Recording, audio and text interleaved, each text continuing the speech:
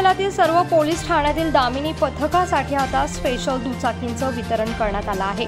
जिल्हा पोलीस अधीक्षक सौरभ कुमार अग्रवाल यांच्या हस्ते आज बुधवारी हे वितरण करण्यात आलंय। जिल्ह्यातील 13 पोलीस ठाण्यांना या दुचाकींचं वितरण कणकवली पोलीस ठाण्याच्या पटांगणामध्ये करण्यात आलंय।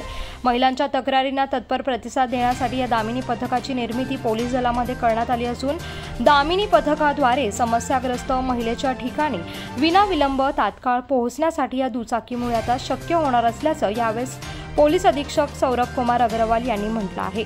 महिलांच्या सुरक्षिततेसाठी सिंधुदुर्ग पोलीस दल नेहमीच तत्पर असल्याचं देखील यावेळेस त्यांनी म्हटलंय। तर या प्रसंगी अतिरिक्त पोलीस अधीक्षक ऋषिकेश रावले, उपविभागीय पोलीस अधिकारी विनोद कांबळे, उपविभागीय पोलीस अधिकारी घनश्याम आढाव, जिल्हा विशेष शाखा सिंधुदुर्गचे पोलीस निरीक्षक सचिन हुंदळेकर व अन्य मान्यवर या ठिकाणी उपस्थित होते।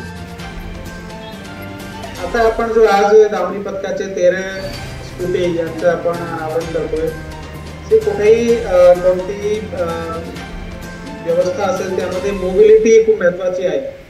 मोबिलिटी म्हणजे की आपल्या पोलीस खात्यामध्ये आपण बघतो की पोलिसांना वेगवेगळ्या ठिकाणी भेटी द्याव्या लागतात, वेगवेगळ्या ठिकाणी जावं लागतं, वेगवेगळ्या ठिकाणी त्यांना प्रतिसाद द्यावा लागतो आणि जर त्यांच्याकडे व्हेकल नसेल किंवा त्यांच्याकडे काही तशी व्यवस्था नसेल तर ते त्यांच्या कामामध्ये अडथळा होऊ शकतो। आपण बघतो की जेव्हा 4 व्हीलरची एक वेगळी त्याचा वेगळा फायदा आहे आणि त्याचे वेगळे लिमिटेशन्स पण आहे।